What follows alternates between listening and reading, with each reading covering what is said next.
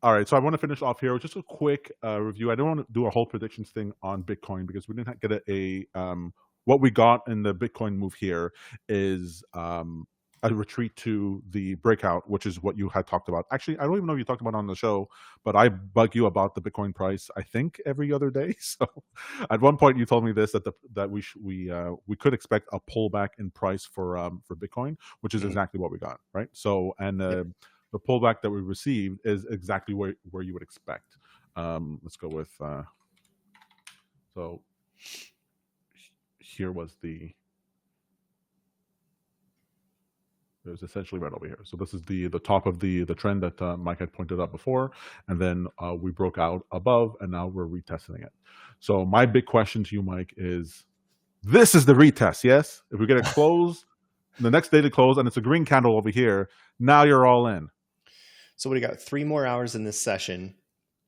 I want to see what happens for this overnight session from our time zone. So when we wake up tomorrow morning, I'd be interested to see if we start to bounce from here.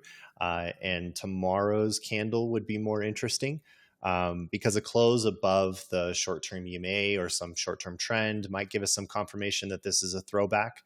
But yeah, I did anticipate that we would likely reject off the $73,000 or $74,000 line. I just didn't see enough momentum for us to break out above that line. Sure enough, there was enough selling to pull back. We retested the trend line, and I'm expecting there could be a throwback from here, and then we'll retest that $74,000 line again. But if we reject this and we close below the trend line again, that's a rejection of the whole move, and I would expect a little bit deeper of a pullback, possibly down to 63. Maybe 61, 62, somewhere around there. So a little bit deeper of a retrace before we try this again. So just so everyone knows, Mike is one, like I said, again and again, introduced me to VWAP over here, and the price broke the daily VWAP, headed down to trend, and went right back up today to the previous day VWAP. I mean, I think it closed right on that line. Yeah. I was very, very surprised, and then it moved right back down over here. So we're getting these moves, the VWAP moves, because of institutional movement. But as far as the longer term trend, we still have to see how that resolves. But what I want to get out of Mike here is that if the price breaks here, if it breaks this recent local high, do I go all in? You mean the $74,000 line? No, because I don't want to wait till Mike. You know I can't wait till 74,000. Are you out of your mind? So you're The talking about earliest possible 71.5 then? 71 exactly. Okay, gotcha. Giving you what, a difference of 3% overall? I mean, if our expectation is that the move to the upside from here is somewhere at the what do we discuss? 130, somewhere 130, 140. That's another 50 to 60% upside. So at least for me, I can sacrifice 3% with more confirmation. I want to see a nice momentum above that $74,000 resistance line before I'm ready. I'm not going to give you your answer on 71.5. I think it's still a guess. We need those critical levels to be broken.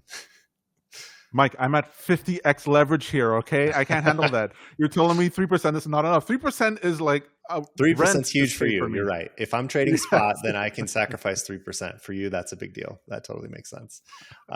Still not going to give you your answer unless you're willing to cut me in on your upside.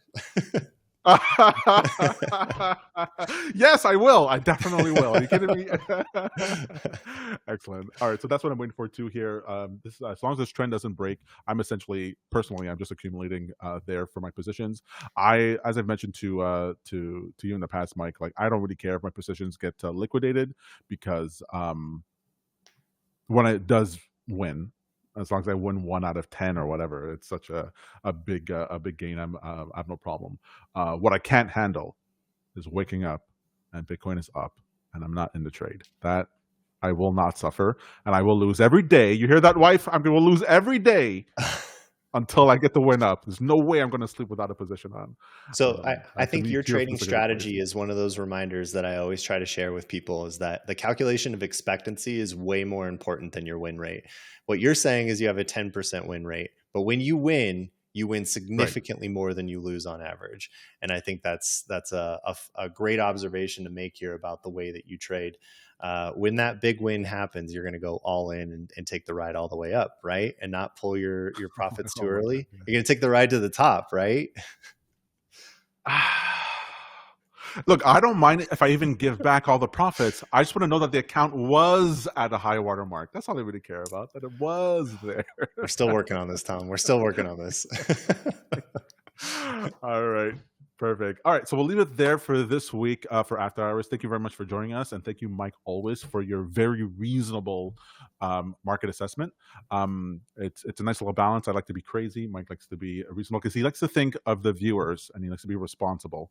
I don't know that I'll be able to break him out of that. So we have to bring John on because John is sometimes a nice mix between the two.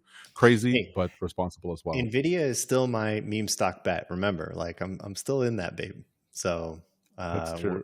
we're going to take that one to the top. I'm taking it all the way to my expectation. But That you said, didn't refinance your home in order to put on the trade. So that's the problem.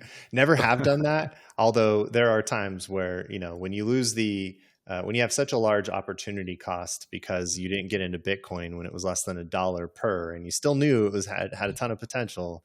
Yes, thinking back then, I would have remortgaged everything back then. I would have sold the kids, sold the house, sold everything for Bitcoin. But no, as always, it's a great time balancing each other out on this show.